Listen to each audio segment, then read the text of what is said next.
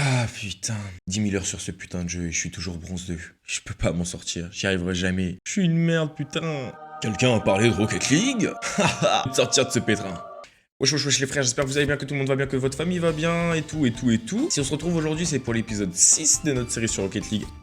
Une vidéo par jour évidemment. Aujourd'hui, première vidéo un petit peu insolite, car si on se retrouve aujourd'hui, c'est pour que je vous apprenne à sortir du bas elo. Qu'est-ce que j'appelle le bas elo? Je pense que Silver c'est bas elo, je pense que Gold c'est bas elo, je pense que Platine c'est bas elo, et début diamant, je pense que c'est bas elo. Je vais globalement vous apprendre à passer champion sur Rocket League les frérots. En tout cas, si vous aimez la vidéo, n'hésitez pas à lâcher votre meilleur pouce bleu, à vous abonner à la chaîne, à activer la cloche. Je suis en stream tous les soirs 21h30 sur Twitch les frérots. Alors si vous voulez être bon à Rocket League, c'est l'occasion de me suivre tous les soirs sur Twitch. Donc on se retrouve tout de suite dans le jeu. Alors nous voilà dans le jeu. Première chose, pour arrêter d'être une merde, ce que je peux vous proposer, c'est que je vais vous mettre tout de suite des paramètres de caméra à avoir, parce que les miens sont un petit peu personnalisés. Je vais vous mettre ceux qui sont optimaux, d'accord? Vous allez copier exactement ce que je vais vous mettre et vous aurez à peu près la caméra qu'il faut pour avoir la meilleure vision de jeu, ne pas être trop loin mais trop proche, la meilleure caméra quoi. Ensuite, pour arrêter d'être une merde à Rocket League, il faut s'entraîner, ça y a pas de secret. Pour les plus mauvais d'entre vous, je vous invite évidemment à vous rendre en free play, vous amuser avec le ballon finalement, à essayer de marquer dans ce but ou dans l'autre, ça n'a aucune importance.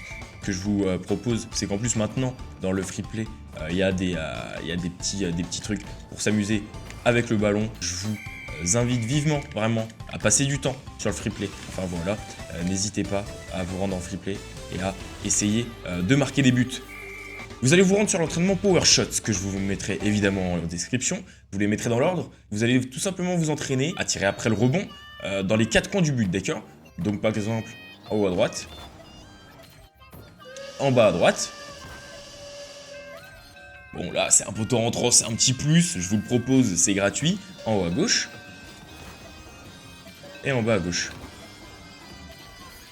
Vous allez vous entraîner à maîtriser ça autant de fois qu'il le faudra. Le plus important dans le jeu, c'est de tirer dans le but les gars. Alors si vous avez tiré dans le but et en plus savoir où vous tirez, ça va vous servir en match plus que jamais, évidemment les garçons.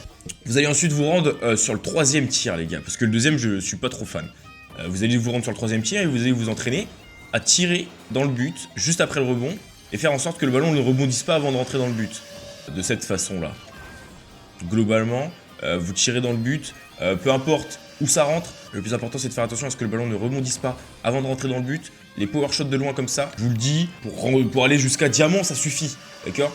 Vous avez une situation comme ça, le défenseur est pas dans son but, vous tirez fort dans le but, c'est goal à tous les coups. Donc, attendez le 2e rebond, tirez fort dans le but, faites en sorte que ça rebondisse pas avant de rentrer dans le but et vous prendrez un petit peu de niveau. Et globalement, vous allez vous entraîner à faire ça sur tous les tirs de cet entraînement. Surtout important, attendez le rebond. Tirez juste après le rebond les gars. On passe au 2e entraînement les frérots, c'est parti. Alors 2e entraînement que j'ai à vous proposer, c'est l'entraînement ground shot les gars. Un truc très important finalement parce qu'il y en a beaucoup de ballons comme ça en game. Alors c'est un pack de 50 tirs, vous êtes évidemment pas obligé de tous les faire, mais c'est très important de s'échauffer pour les tirs au sol parce qu'il y en a plus que ce qu'on pense. Il y aura évidemment beaucoup de tirs au sol les gars, comme son nom l'indique, mais également des tirs un petit peu aériens comme celui-ci. Je vous invite évidemment à le mettre dans votre pack d'échauffement avant de partir en ranked. Il est très efficace, moi personnellement il est dans mon pack d'échauffement. Vous pouvez évidemment être inspiré sur certains tirs qu'on vous propose, partir en double tap comme ça, après ça c'est des détails, d'accord? C'est des détails, vous n'êtes pas obligés les gars. Toutes sortes de tirs où on part du sol et on s'envole pas très haut les gars, c'est pour vous, l'entraînement ground shot. On se retrouve dans l'entraînement aerial shot from pass, les gars c'est un truc, bon après c'est un peu plus haut niveau ce truc là, mais c'est bien aussi pour vous entraîner aérienne finalement, c'est très bien pour vous entraîner pour commencer.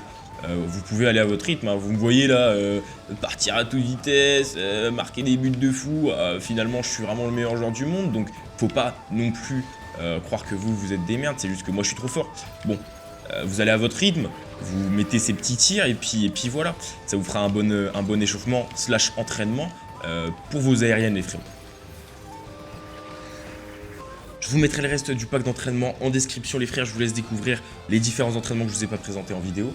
Maintenant s'entraîner c'est bien, mais il faut aussi jouer pour s'entraîner les gars. Ce que je vous propose pour vous améliorer de foot sur votre contrôle de balle, votre contrôle de vous-même, de votre voiture, de vous dans les airs, etc. Après ça dépend évidemment si vous vous voulez devenir un joueur 1v1 ou un joueur 2v2, mais moi pour m'échauffer pour le 2v2, je fais beaucoup de 1v1 les gars. Maintenant est-ce que je gagne des games? Non, vu que je suis toujours plate 3, mais faire du 1v1 c'est important pour gagner en contrôle de véhicule, en contrôle de ballon et en gestion des 1v1 aussi, parce qu'un 1v1 peut tomber à tout moment en 2v2. Donc je vous invite à faire beaucoup de 1v1 les frères pour évidemment prendre en niveau pour le 2v2, etc.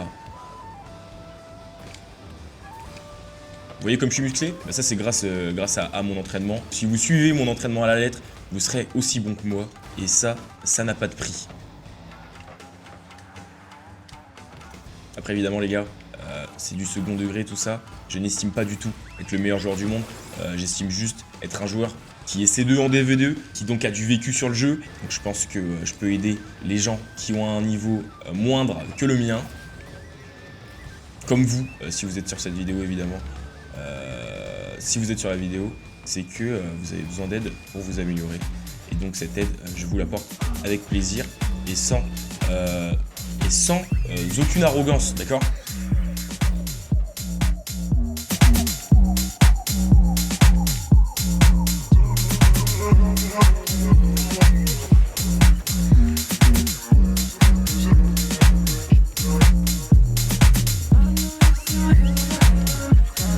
Maintenant que je vous ai montré mes astuces, je vais vous donner le secret pour s'améliorer sur Rocket League. Le seul secret, je vous le dévoile, c'est de jouer.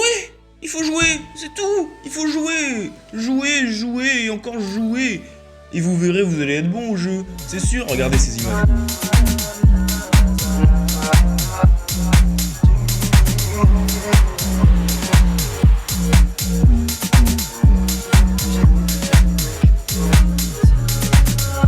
Donc voilà, c'est déjà la fin de ce petit guide tuto pour s'améliorer, pour prendre en niveau, pour sortir du bas elo sur Rocket League.